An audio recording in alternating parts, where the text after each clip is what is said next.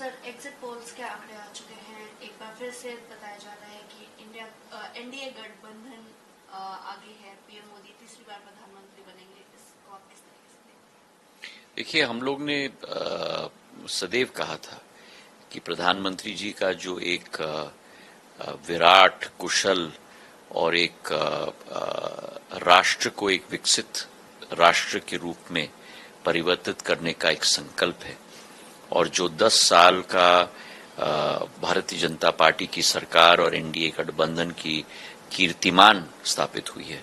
अगर आप किसी भी क्षेत्र में देखो, 80 करोड़ लोगों को मुफ्त में राशन दिलवाने की बात हो, 10 करोड़ हमारी महिलाओं को, मातृशक्ति को उज्ज्वला योजना से लाभान्वित करने की बात हो, 3 करोड़ प्रधानमंत्री आवास योजना जो 10 साल में बनाए गए हैं, चाहे एयरपोर्ट्स की हम बात करें जो 74 से अब 160 तक पहुंच चुकी हैं, नेशनल हाईवेज की हम बात करें जो 90,000 किलोमीटर से 1,50,000 किलोमीटर आज बन चुकी हैं।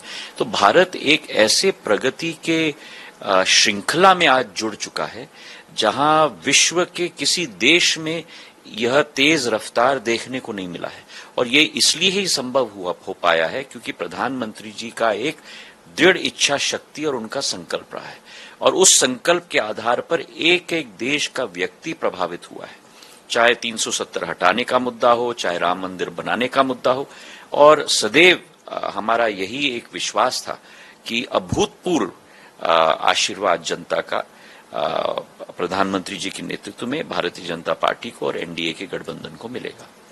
सर, ऑपोजिशन इंडिया ब्लॉक ने एक मीटिंग की है जिसमें उन्होंने आने वाले 4 जून को जो काउंटिंग है उसको लेकर के डिस्कशन किया। उनका कहना है कि पारदर्शिता चाहिए, जिसके लिए वो आज इलेक्शन कमीशन भी गए।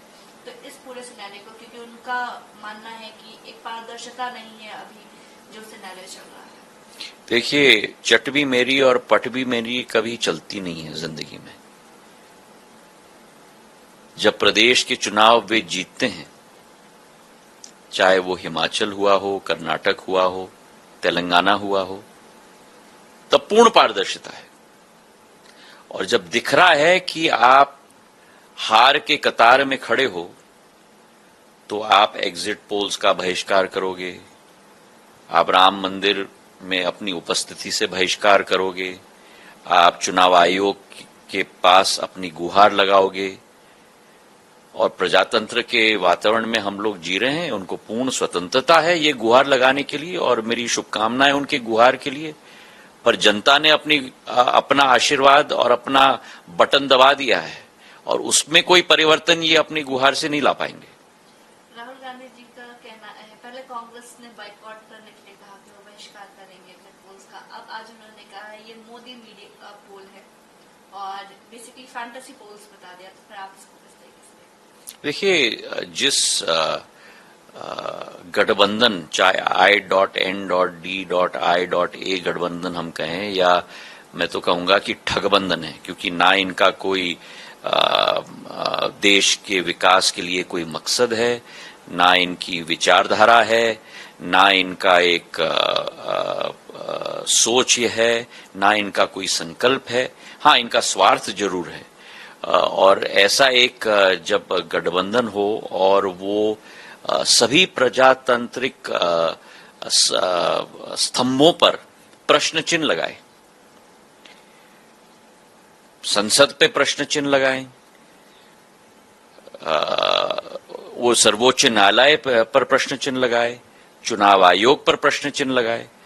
प्रश्न चिन्ह सबके ऊपर लगाते हैं, पर अपने आप के ऊपर प्रश्न चिन्ह लगाने के लिए भूल जाते हैं।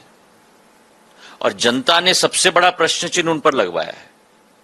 काश वे अपने गिरबान में झांकते तो शायद कुछ उनको ज्ञान मिलता। सर, आखिरी सवाल, अशोकनगर में एक पुलिस स्टेशन केस है जो आपकी कॉन्स्टिट्यूंसी है, जिसको लेकर के आपने एक्शंस लिए और बुलडोजर चलाया। बुलडोजर मॉडल यूपी से है, तो उस चीज को देखिए, अगर कोई व्यक्ति कानून को अपने हाथ में लेगा और अगर कोई व्यक्ति मेरी मातृशक्ति के विरुद्ध कोई कदम उठाएगा, अगर कोई व्यक्ति कोई गलत काम करेगा, तो ये शासन और प्रशासन का दायित्व होता है कि हम कठोर से कठोर कदम उठाएं। किसी की भी हिम्मत न हो आइंदा मेरी मातृशक्ति के प्रति या किसी भी नागरिक के प्रति गलत कदम उठाएं, इसे बिल्कुल बर्दाश्त नहीं किया जाएगा। इसमें मैं बिल्कुल स्पष्ट हूं।